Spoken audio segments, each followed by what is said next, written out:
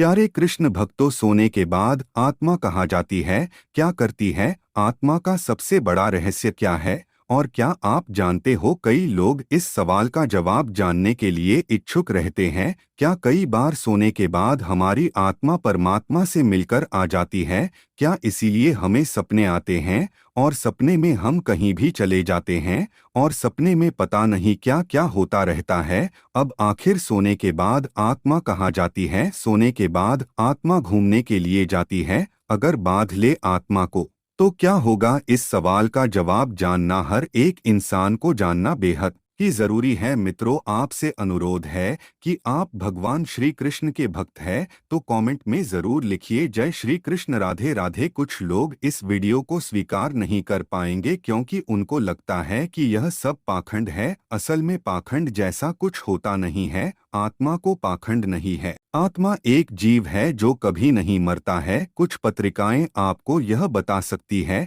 कि आत्मा नहीं होती है, लेकिन मित्रों, श्लोक में भगवान श्री कृष्ण कहते हैं कि हे पार्थ, आत्मा को ना शास्त्र काट सकते हैं और ना उसे आग जला सकती है और ना हवा उड़ा सकती है और ना ही उसे कोई दुख होता है। आत्मा सदा ही अमर रहती है। दोस्तों, कुछ लोग कहते हैं कि आत्मा सोने के बाद पता नहीं कहाँ कहाँ की यात्रा करके आती है। सपनों का मनोविज्ञान शुरू से ही मनुष्य के लिए अजीब सा विषय रहा है। दार्शनिकों, वैज्ञानिकों और मनोचिकित्सकों ने अपने अपने ढंग से इसकी व्याख्या की है। दोस्तों, जैसा को आप सभी को मालूम है कि जब हम सब गहरी नींद में होते हैं, सपना आज ही शोध का रोचक विषय बना हुआ है। जब हम रात में सोते हैं तो इस समय आत्मा का क्या होता है? क्या वह शरीर में रहती है या फिर कहीं चली जाती है? और भी ऐसे कई सारे सवाल होते हैं जिनका जवाब इंसान जानना चाहता है, क्योंकि हर कोई चाहता है कि वह अपने बारे में सब कुछ जाने। और जब आत्मा की बात आती है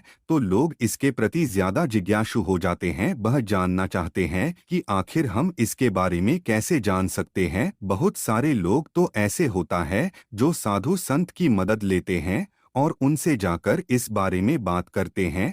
लेकिन आज के इस वीडियो में हम आपको बताएंगे कि भगवान श्री कृष्ण ने आत्मा के बारे में क्या कहा है और आत्मा सोने के बाद कहाँ जाती है। इस बात का जवाब पाने के लिए वीडियो को अंत तक पूरा देखें और इस गीता ज्ञान को कल्याणकारिया में सहकारी बने। श्री कृष्ण के अनुसार आत्मा अमर है और वह शरीर की विभिन्न अवस्थाओं के बावजूद अपनी शुद्धता बनाए रखती है। सपनों और नींद के संदर्भ में गीता यह बताती है कि मन की अवस्थाएं बदलती रहती है लेकिन आत्मा अचल रहती है। सपने मन की गतिविधियों का परिणाम हो सकते हैं, लेकिन आत्मा की वास्तविक स्थिति उससे परे है। महाभारत के युद्ध से पहले अर्जुन को बहुत चिंता और असमंजस हो रहा था। वह समझ नहीं पा रहे थे कि अपने ही परिवार और गुरु के खिलाफ युद्ध कैसे करे। उनकी मन स्थिति इतनी विचलित हो गई को वह ठीक से सो भी नहीं पा रहे थे। एक रात जब अर्जुन ने सोने का प्रयास किया तो वह भगवान श्री कृष्ण के बारे में सोचते सोचते नींद के अघोष में चले गए। उस रात अर्जुन ने एक अद्भुत सपना देखा। उन्होंने देखा कि वह एक सुंदर और शांतिपूर्ण जंगल में खड़े हैं, जहां चारों ओर हरियाली और फूलों की खुशबू बिखरी हुई है। उस वन में उन्हें एक दिव्य प्रकाश दिखाई दिया जो धीरे धीरे उनके पास आने लगा। जब वह प्रकाश उनके निकट आए तो उन्होंने देखा कि वह प्रकाश स्वयं भगवान श्री कृष्ण थे। श्री कृष्ण ने अर्जुन से कहा, अर्जुन, यह सपना नहीं है, यह तुम्हारी आत्मा का दिव्य अनुभव है। सोते समय जब तुम मन की गहराइयों में सोते हो तो तुम्हारी आत्मा सूक्ष्म रूप में दिया अनुभव कर सकती है। यह अनुभव तुम यह समझाने के लिए है कि आत्मा अमर है और किसी भी प्रकार के बंधन से परे है। अर्जुन ने श्री कृष्ण से पूछा, है केशव, यदि यह सपना नहीं है तो फिर सपने क्या होते हैं और हमारी आत्मा नींद में कहाँ जाती है? श्री कृष्ण ने उत्तर दिया, जब मनुष्य सोता है तो उसकी आत्मा अपने भौतिक शरीर से थोड़ा अलग हो जाती है, लेकिन वह पूरी तरह से उससे मुक्त नहीं होती। यह अवस्था जागृत और सुषुप्ति के बीच की होती है। इसी स्थिति में मनुष्य को सपने आते हैं जो उसके मन और आत्मा की गहराई में बसे विचारों, इच्छाओं और भावनाओं का परिणाम होते हैं। सपने मन के विचारों का प्रतिबिंब होते हैं और आत्मा केवल साक्षी की तरह इन अनुभवों को देखती है। अर्जुन ने समझा कि सपने आत्मा की यात्रा का एक हिस्सा होते हैं, लेकिन वह पूरी तरह से वास्तविकता नहीं होते हैं, मन के खेल होते हैं जो हमारी जागृत अवस्था से जुड़े होते हैं। अर्जुन का यह दिव्य अनुभव उनके लिए एक शिख बन गया। उन्होंने समझा कि आत्मा किसी भी सांसारिक बंधन से परे है और सपने केवल मन के विचारों का प्रतिबिंब है। इस अनुभव ने अर्जुन को आत्मिक शांति और साहस दिया, जिससे उन्होंने महाभारत में युद्ध में अपने धर्म का पालन किया। यह कथा इस बात को उजागर करती है को सोने के बाद आत्मा अपने सूक्ष्म रूप में दिव्य अनुभव कर सकती है। सपने हमारे मन और आत्मा के भीतर की स्थितियों का प्रतिबिंब होते हैं। आत्मा अमर ही जो किसी भी भौतिक स्थिति से परे है। भगवान श्री कृष्ण के माध्यम से अर्जुन को यह शिक्षा मिली कि आत्म की यात्रा और सपनों को दुनिया समझने योग्य है, लेकिन इसे वास्तविकता से अलग करके देखना चाहिए। एक बार की बात है, हिमालय की गोद में एक साधु अपने शिष्य के साथ एक गुफा में तपस्या कर रहे थे। साधु बहुत ज्ञानी और अनुभवी थे और उनके शिष्य ने उनके साथ कई वर्षों तक साधना की थी। शिष्य हमेशा अपने गुरु से सवाल पूछता रहता था और ज्ञान प्राप्त करता रहता था। एक दिन शिष्य से अपने गुरु से पूछा, गुरुदेव, सोते समय हमारी आत्मा कहाँ जाती है और सपने क्यों आते हैं? साधु मुस्कराए और बोले, बेटा, इस प्रश्न का उत्तर देने के लिए तुम्हें अनुभव करना होगा। आज रात जब तुम सोने जाओ तो ध्यान रखना कि तुम सोने से पहले श्री कृष्ण का ध्यान करो। सोने से पहले जो भी बात हमारे मन में होती है उसका असर हमारे सपनों पर पड़ता है। शिष्य ने गुरु की बात मानी और रात को श्री कृष्ण का ध्यान करते सो गया। सोते ही वह एक दिव्य सपना देखने लगा। उसने देखा कि वह एक विशाल समुंदर के किनारे खड़ा है, जहां एक विशाल लहर उसकी ओर बढ़ रही है। लहरे के साथ एक प्रकाश आ रहा था जो उसकी आत्मा को गहराई से छू रहा था। शिष्य ने देखा कि वह लहर उसे अपने अंदर समा रही है और वह लहर के साथ ऊपर की ओर उठ रहा है। उस प्रकाश में भगवान श्री कृष्ण का दिव्य रूप दिखाई दिया। श्री कृष्ण ने मुस्कुराते हुए कहा, प्रिय बालक, यह सपना नहीं है, यह तुम्हारी आत्मा का यात्रा है। सोने के बाद आत्मा का कई बार दिव्य अनुभव करती है और यह अनुभव तुम्हें तुम्हारी मन की शुद्धता और भक्ति के कारण हो रहा है। श्री कृष्ण ने आगे कहा, सपने हमारे मानने विचारों और इच्छाओं का परिणाम होते हैं, लेकिन जब मन शुद्ध होता है और आत्मा अपने सत्य से जुड़ जाती है तो सोने भी दिव्य अनुभव में बदल जाते हैं।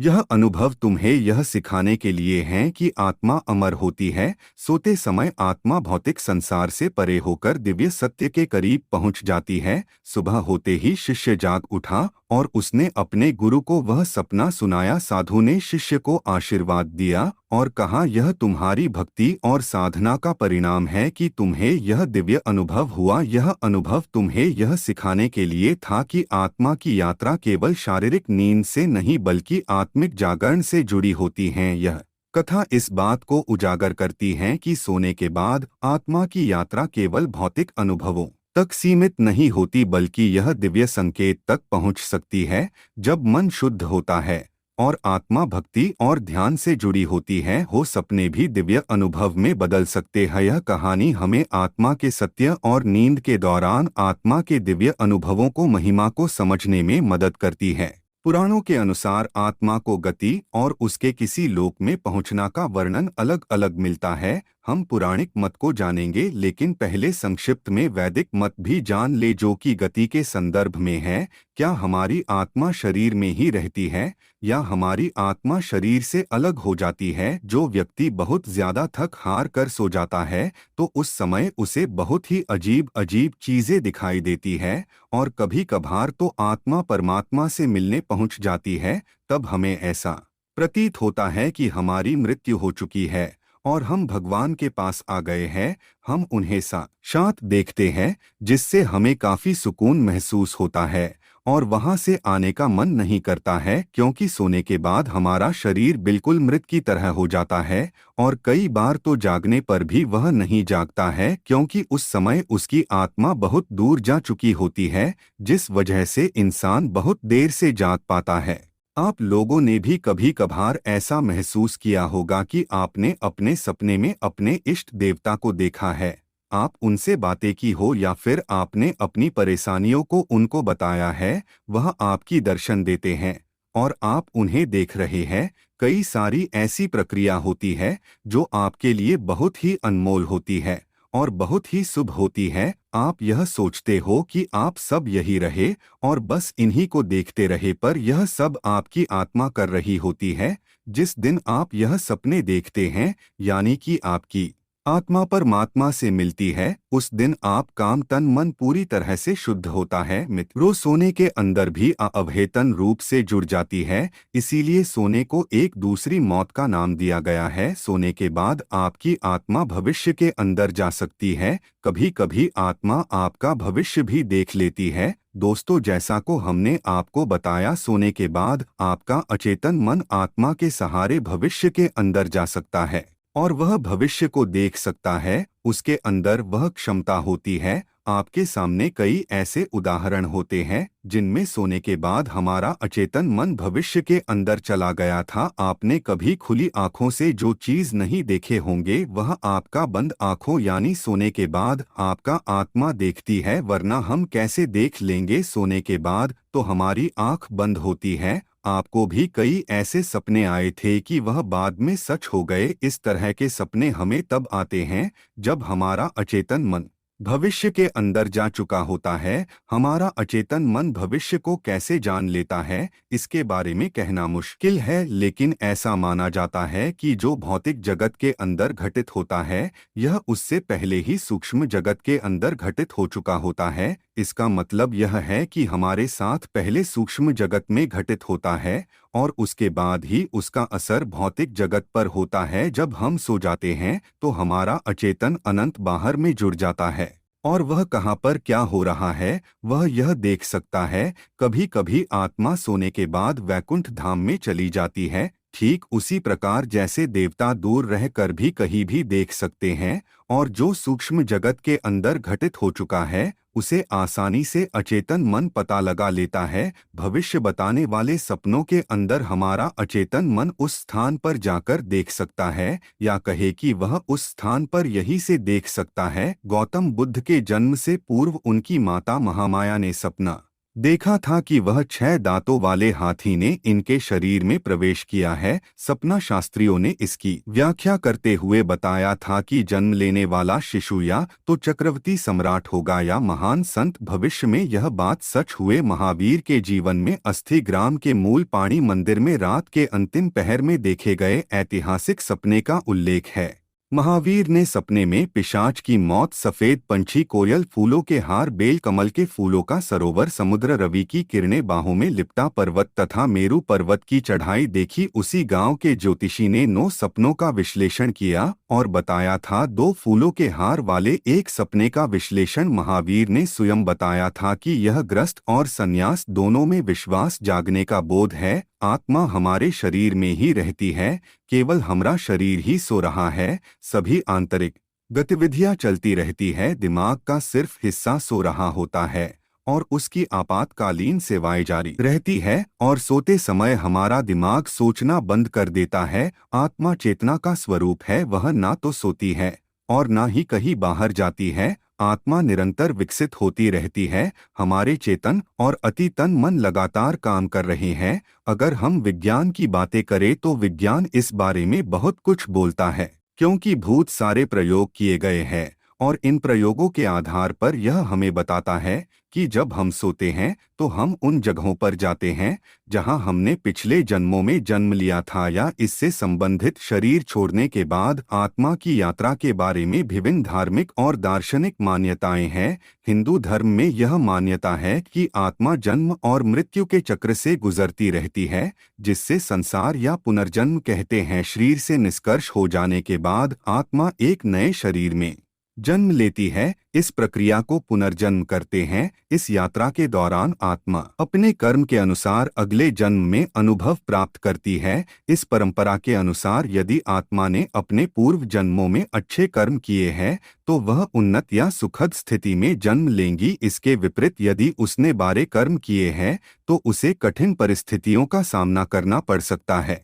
इस प्रक्रिया को मोक्ष या निर्वाण के माध्यम से समाप्त किया जा सकता है, जिसमें आत्मा जन्म और मृत्यु के चक्र से मुक्त हो जाती है और परमात्मा ईश्वर के साथ एकाकार हो जाती है। शरीर छोड़ने के बाद आत्मा की यात्रा और उसके गंतव्य के बारे में कई धार्मिक और दार्शनिक मान्यताएं हैं। विशेष रूप से हिंदू, जैन धर्म, बौद्ध धर्म और धर्मों में इस विषय गहरे विचार मिलते हैं। हिंदू धर्म के अनुसार आत्मा अगर है और यह जन्म मृत्यु के चक्र संसार से गुजरती रहती है। जब कोई व्यक्ति मरता है तो आत्मा शरीर को छोड़ देती है और अपने कर्मों के आधार पर नया शरीर प्राप्त करती है। इस प्रक्रिया को पुनर्जन्म कहा जाता है। कई मान्यताओं के अनुसार सपने हमारी आत्मा के गहरे स्तरों से जुड़े होते हैं। सपनों में हम कभी कभी अपने पिछले जन्मों में अनुभव, अपनी अधूरी इच्छाएं या भविष्य के संकेत देख सकते हैं। यह माना जाता है तो वह अलग अलग अनुभवों को देखने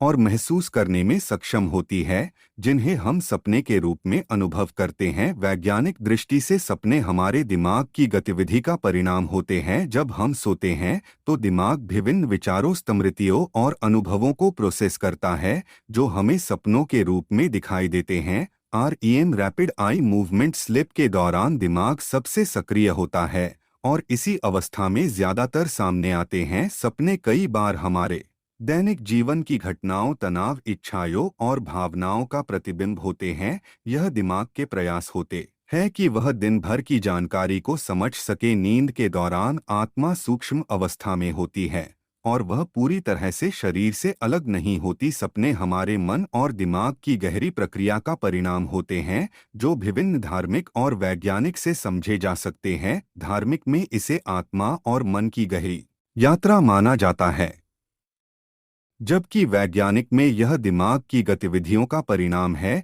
श्री कृष्ण ने भागवत गीता में नींद और सपनों से संबंधित और महत्वपूर्ण बातें बताई हैं। हालांकि सपनों के विषय पर सीधे तौर पर चर्चा नहीं को गई है, लेकिन आत्मा की स्थिति और गुण और मन के बारे में श्री कृष्ण ने गहराई से बताया है। श्री कृष्ण ने अर्जुन को भागवत गीता के दूसरे अध्याय में आत्मा की अमरता के बारे में बताया है। आत्मा ना तो जन्म लेती है और नहीं मरती है, वह अविनाशी और अमर है। यह शरीर के मरने के बाद भी नष्ट नहीं होती, बल्कि केवल शरीर को छोड़कर एक नए शरीर में प्रवेश करती है। गीता में श्री कृष्ण कहते हैं, ना जायते म्रियते वा कदाच नाय भूतवा भविता वा न भुए अजो नित्य शाश्वत या पुराणो न हन्य माने शरीरे। अर्थात आत्मा न कभी जन्म लेती है, न मरती है और न ही समाप्त होती है। वह अजन्मा, शाश्वत, पुराण और अनुस्वार है।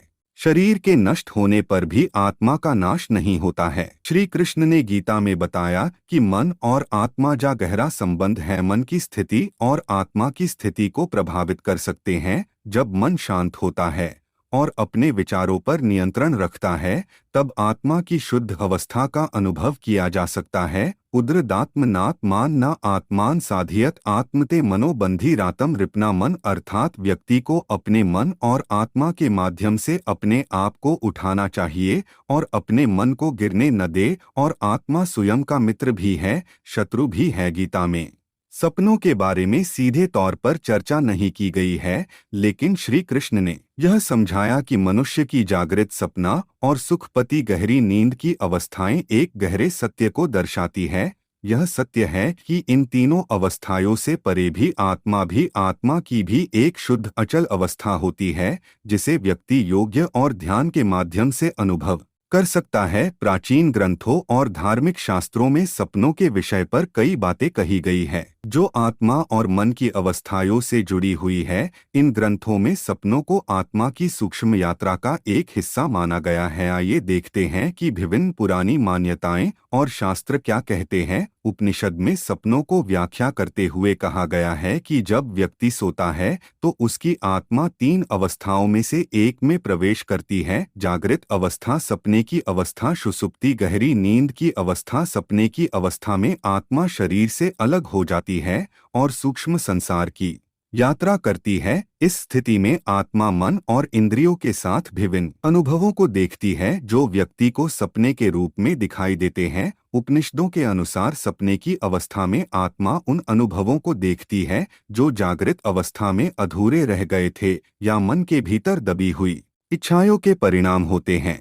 सपने इस बात का संकेत होते हैं को आत्मा अभी भी सांसारिक इच्छाओं से जुड़ी हुई है। महाभारत और रामायण इन ग्रंथों में सपने को महत्वपूर्ण घटनाओं का संकेत माना जाता है। उदाहरण के लिए महाभारत में धृतराष्ट्र ने संजय से पूछा कि उनके द्वारा देखे गए सपने का क्या अर्थ है। इन सपनों में भविष्य की घटनाओं का पूर्वाभास किया गया था जो बाद में युद्ध में घटित हुई। कई पुराणों में सपनों को देवीय संकेत, भविष्य और आत्मा के सूक्ष्म यात्रा के रूप में देखा गया है। उदाहरण के लिए श्रीमद् भागवत पुराण में भगवान श्री कृष्ण ने अर्जुन को यह बताया था कि कुछ दिव्य होते हैं और वे आत्मा के पूर्व जन्मों के अनुभवों से भी जुड़े हो सकते हैं। योग्य शास्त्रों में कहा गया है कि जब मन शांत और नियंत्रित होता है तो व्यक्ति सपनों के माध्यम से आत्मा के सूक्ष्म अवस्थाओं का अनुभव कर सकता है। योगियों का मानना है कि सपने केवल मन की उपज नहीं है बल्कि यह आत्मा की यात्रा का एक हिस्सा होते हैं। पतंजलि के योग्य सूत्रों में कहा गया है कि ध्यान और साधना के माध्यम से मनुष्य की प्रकृति और उसके वास्तविक अर्थ को समझ सकता है।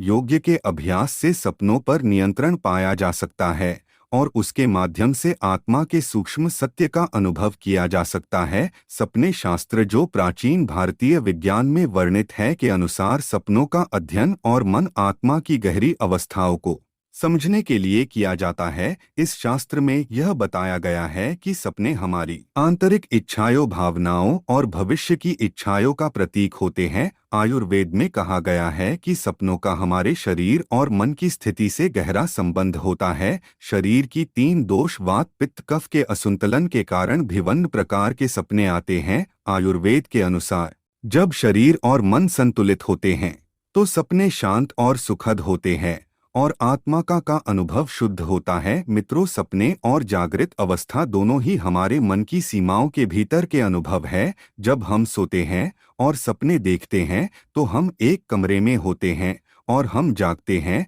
तो दूसरे कमरे में चले जाते हैं, लेकिन दोनों ही अवस्थाओं में हम बंधन में होते हैं। उनके अनुसार यह जीवन और मृत्यु दोनों ही बंधनों के भीतर होते हैं और इनसे बाहर निकलना ही असली जागरण है। व्यक्ति के लिए जागरण का मतलब सुबह उठकर अपने दैनिक कार्यों में लग जाना होता है, जबकि एक संत के लिए जागरण का अर्थ है बंधनों से पूरी तरह मुक्त हो जाना। साधारण व्यक्ति अपनी पूरी जिंदगी एक प्रकार के सपने में ही बिताता है, कभी आंखें बंद करके तो कभी आंखें खोलकर। यहाँ तक कि मृत्यु भी इस अपने को खत्म नहीं कर सकती बल्कि यह भी एक नया अपना बन जाती है। वास्तविक मुक्ति और जागरण तभी संभव है जब हम इन सभी सपनों से बाहर निकल जाएं और असली स्वतंत्रता प्राप्त करें। इसीलिए सपने कुछ भी नहीं होते, यह वही होते हैं जो हम दिन भर सोते रहते हैं, वह हमारे दिमाग में चलते रहते हैं, बाकी ऐसा कुछ भी नहीं होता है। अगर सपने में दिखाई हुई चीज सच होती तो आज हमें सब कुछ अलग ही मिलता। आप ऐसा कुछ भी नहीं है और आत्मा का यह क्या नया रहस्य है, इसको भी इसका कुछ सही तरीके से नहीं पता है। बस हम तो भगवान श्री कृष्ण से यही सुनते हैं कि आत्मा अजर और अमर है और इसको न तो कोई काट सकता है और न ही जला सकता है। भागवत गीता आत्मा की अमरता पर प्रकाश डालती है। यह सिखाती है को आत्मा की प्रकृति भौतिक शरीर से परे है। भगवान कृष्ण अर्जुन को ज्ञान प्रदान करते हैं, आत्मा के अविनाशी और अपरिवर्तनीय सर पर जोर देते हैं जो जन्म और मृत्यु से भयभीत है।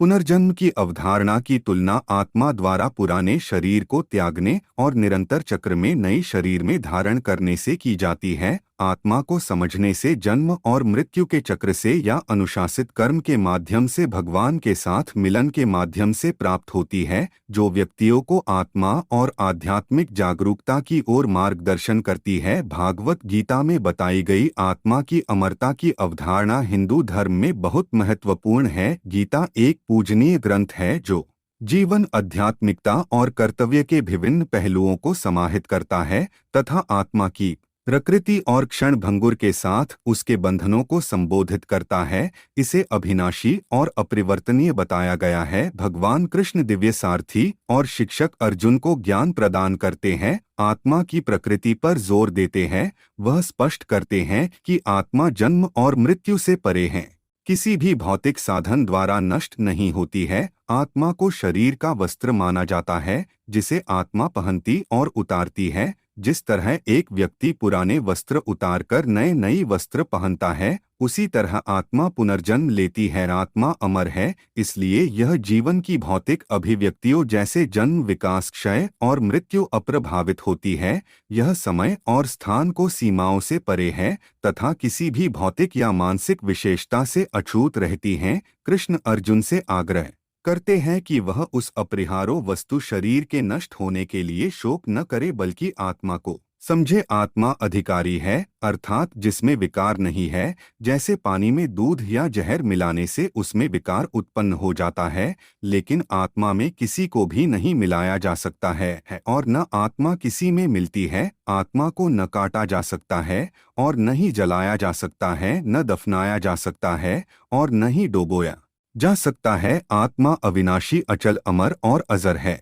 श्री कृष्ण कहते हैं को देवताओं को पूजने वाले देवताओं को प्राप्त होते हैं, पितृ को पूजने वाले पितरों को प्राप्त होते हैं, भूतों को पूजने वाले भूतों को प्राप्त होते हैं और मेरा परमेश्वर को पूजने करने वाले भक्त मुझको परमेश्वर को ही प्राप्त होते हैं। इसीलिए मेरे भक्तों का पुनर्जन्म नहीं होता। पितृलोक में भी पुण्यात्मा ही पहुंचती है, जहां वह अपने पितरों के साथ सुखपूर्वक समय बिताकर जन्म लेती है। हर व्यक्ति के अंदर आत्मा मौजूद रहती है। जैसे ही यह शरीर से निकल जाती है, शरीर निर्जीव हो जाता है, यानी आत्मा एक जीव है जिसे चले जाने से शरीर जीव विहीन हो जाता है। शरीर से जुड़े सारे रिश्ते नाते सब खत्म हो जाते हैं। गीता में श्री कृष्ण कहते हैं, मैं हर व्यक्ति में आत्मा रूप में मौजूद हूँ, यानी यह आत्मा भगवान का स्वरूप है। गीता में श्री कृष्ण कहते हैं, मैं हर व्यक्ति में आत्मा रूप में मौजूद हूँ, यानी यह आत्मा भगवान का स्वरूप है। गीता में श्री कृष्ण ने आत्मा को अमर और अविनाशी बताया है,